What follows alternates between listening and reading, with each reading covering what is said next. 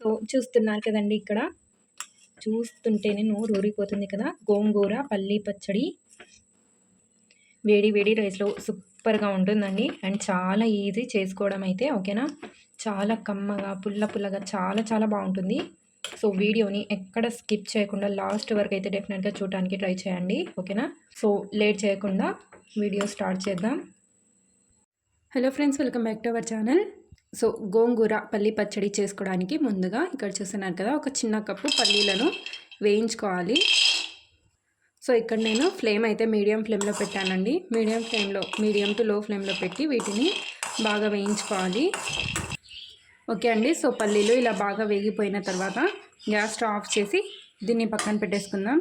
Okay అండి. So ఇక్కడ నేను కుక్కర్లో చేస్తున్నాను.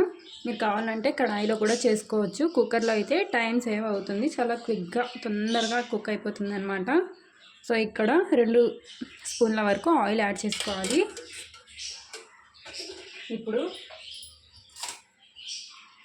ఇదే ఆయిల్లో పచ్చిమిర్చి, సో మీరు ఎంత కారంగా తింటారో దాని అకార్డింగ్ యాడ్ చేసుకోండి.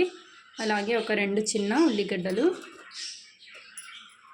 అలాగే ఒక 3 టమాటాలు. ఇప్పుడు ఇందులోనే శుభ్రంగా వాష్ చేసుకొని గోంగూర, సో ఇక్కడ నేను 3 కట్టలు తీసుకున్నానండి, అంటే చిన్న కట్టలు అనమాట, 3 కట్టలు. సో ఇలా గోంగూర శుభ్రంగా వాష్ చేసి వేసుకున్న తర్వాత ఒక 1/2 టీ స్పూన్ పసుపు, అలాగే 1 కప్పు వాటర్ యాడ్ చేస్తున్నాను. అలాగే ఇందులోనే 1 కప్పు వరకు వాటర్ యాడ్ చేసుకోవాలి. సో మనం పచ్చిమిర్చి టమాటాలు వేసాం కదా, సో ఇక్కడ చూడండి 1 కప్పు కన్నా కొద్దిగా తక్కువే యాడ్ చేశాను. లాస్ట్లో ఇంకా 1 స్పూను ఆయిల్ యాడ్ చేసుకుంటే కుక్కర్ నుండి బయట రాకుండా ఉంటుంది. ఓకే అండి. సో కుక్కర్ లిడ్ పెట్టేయాలి. ఒక 2 విజిల్స్ వస్తే సరిపోతుంది. చాలా మెత్తగా కుక్ అయిపోతుంది, ఎక్కువ టైం కూడా పట్టదు. ఓకే అండి. సో చల్లారిన తర్వాత ఒక మిక్సీ జార్ తీసుకొని ఇందులో ముందుగా పల్లీలు యాడ్ చేసుకోవాలి. సో పల్లీలు వేసుకొని దీన్ని పల్స్లో ఎక్కువగా పౌడర్గా కాకుండా గ్రైండ్ చేసుకోవాలి, బరకగా గ్రైండ్ చేసుకోవాలి. సో ఇక్కడ చూస్తున్నారు కదా, ఈ విధంగా గ్రైండ్ చేసుకోవాలి.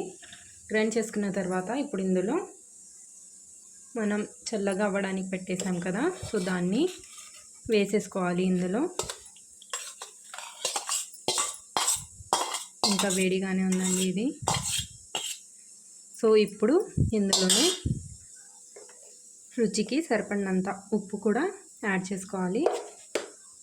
సో ఉప్పు వేసుకున్న తర్వాత దీన్ని కూడా పల్స్లోనే గ్రైండ్ చేసుకోవాలి. ఓకే అండి. సో ఇక్కడ చూస్తున్నారు కదా, ఇలా ఎక్కువ పేస్ట్లా కాకుండా ఇలా బరకగా గ్రైండ్ చేసుకోవాలి.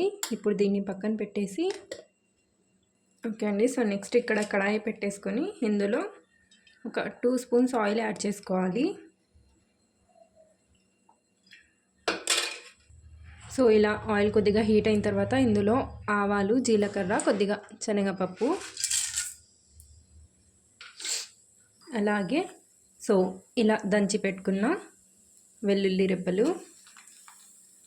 ఇందులోనే కొద్దిగా కరివేపాకు, అలాగే ఎండుమిర్చి.